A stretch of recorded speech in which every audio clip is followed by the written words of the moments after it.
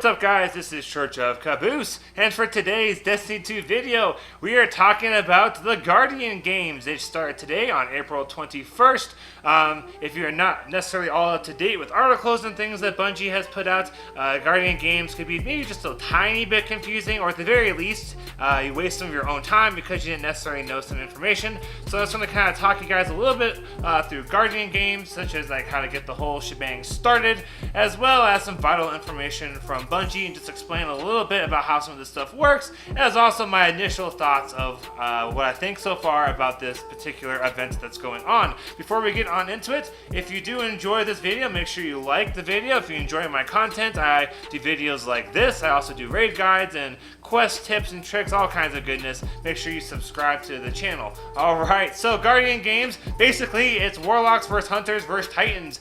And if you're wondering, do I need to only play on one character the whole week, or can I change it up? You can absolutely play on whatever character you want throughout the whole week. However, you do not have to play on every character to get all of the rewards. There's an exotic little, well, technically it's a legendary quest, but it gives you exotic rewards of ghost shells. And it does not say that you only get that ghost shell. It says rewards are all 3 ghost shells, 1 for each of the classes. So that tells me you should be able to play on one class all week or all events if you want, or you can play on all 3, doesn't really matter, but your progress might not carry between each character. So let me know down below if the progress for the Laurel Leaves is account based or if it's character based. I will probably only be playing on my Titan, so I will probably not really find out what happens unless you guys tell me. Part of the reason for my Titan is my characters are all like max base power anyway, so I don't have a whole lot of an incentive to try and farm out stuff for rewards, and so like I might not do anything besides my Titan. So let's just go over real quick how you get the quests going, and you can get your participation or your medal slide so you can register for the Guardian games. I think it's hilarious to have you register. It's like their take on the Olympics, but anyways, let me just switch to that footage for you guys now. So to get your Guardian able to participate in the Guardian games, you first have to register with Eva Vante.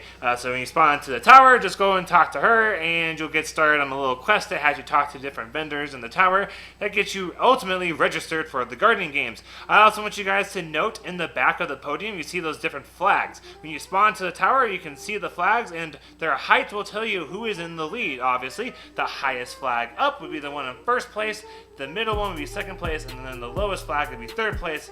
Fortunately, Titans at the time I got this footage are losing. Once you talk to Eva, she'll be like, hey, here's some class items you can get. Then you need to go talk to Savala. You can either buy the class items, or you can get one for free when you talk to Savala.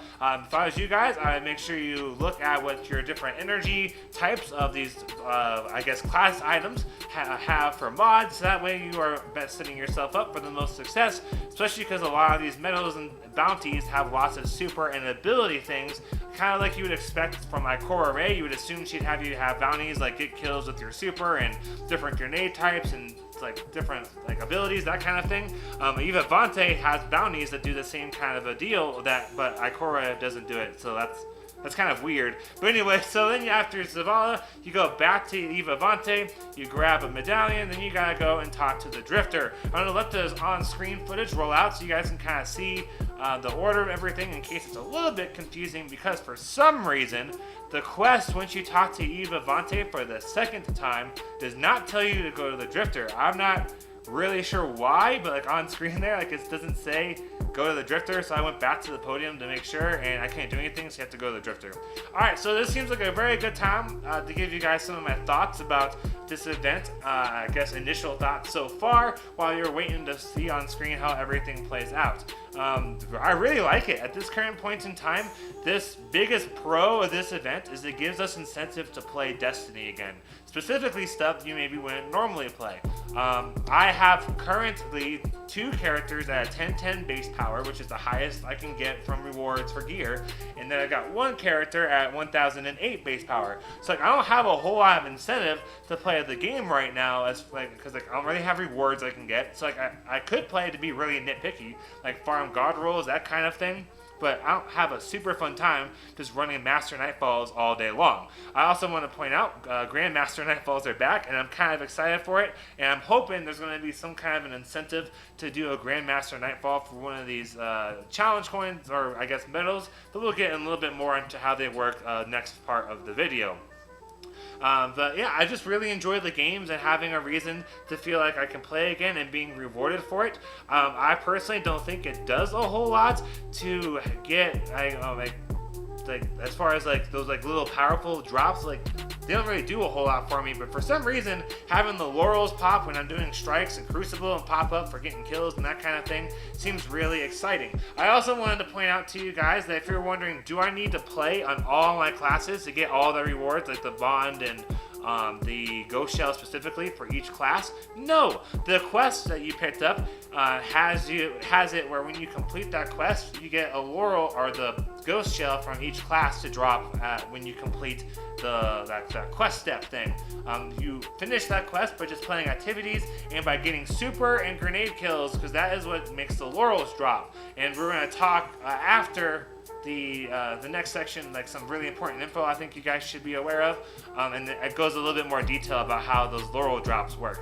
I also want to point out to you guys, now that we're at the podium, depending upon your class, that is where you would go to bank your little moat thing. I kind of thought at first the podium was bugged because I couldn't register. It's just because I was trying to register on the Warlock area instead of the Titan area, so make sure you guys take advantage of that. And there you go, that's just the quest that gives you all 3 of those ghost shells.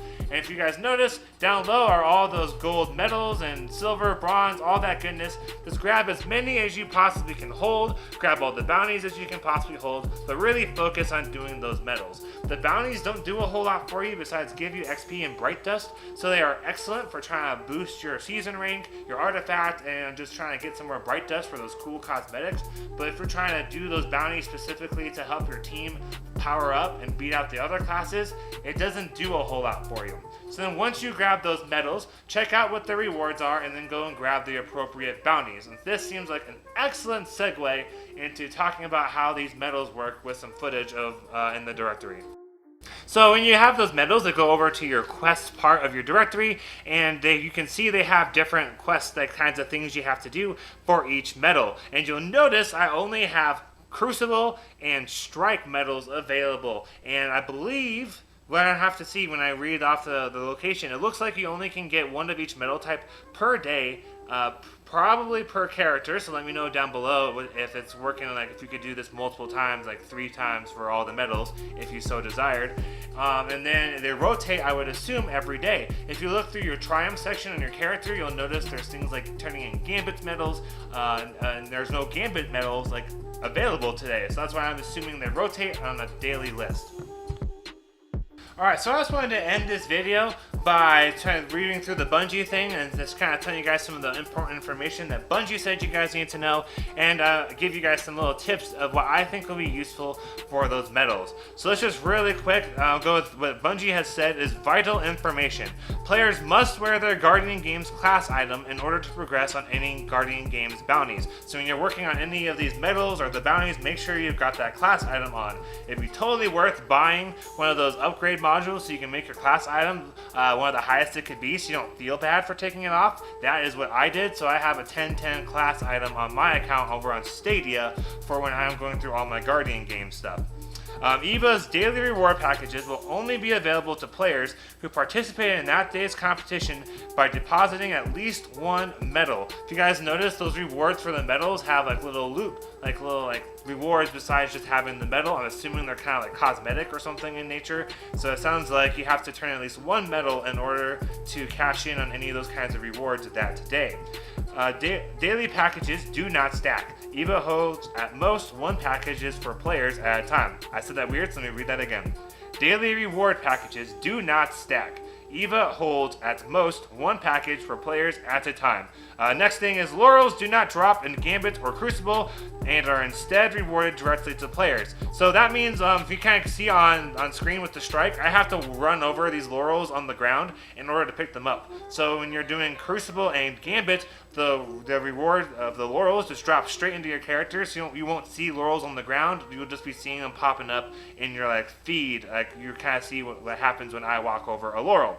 Uncovered laurels do not go to a player's postmaster and must be picked up to count. So I don't leave any laurels hanging, guys. Don't be like, hey, it's going to go to your postmaster. Make sure you're going and grabbing the laurels. If you might have noticed on the quest steps, it doesn't, or not the quest step, the medal stuff, it doesn't, there's no one that says, hey, you have to get this many laurels, or at least not that I saw from today's loot. The laurels seem to be more about that exotic quest that gives you all of those ghost shells. So that's why you want to make sure that you are grabbing all of those laurels. As best as I can tell, the laurels don't do anything else besides give you that reward of the ghost shell.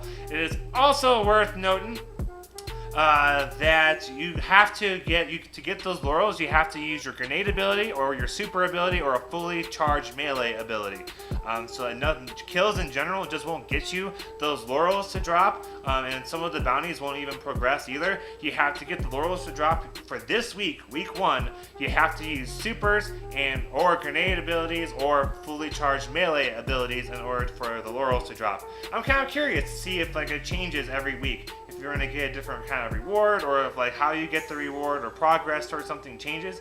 I don't know. We're going to see what happens. I'm kind of excited about this event. I'm itching to get back on my get done with this video and get back to playing on Stadia so I can rep Bust Titans and turn in all the stuff that I have sitting in my quest line with all those medals. I hope you guys have fun with this event. Please let me know down below what your thoughts are for this event. If I can come up with really good tips and tricks on how to do stuff fast, I will tell you.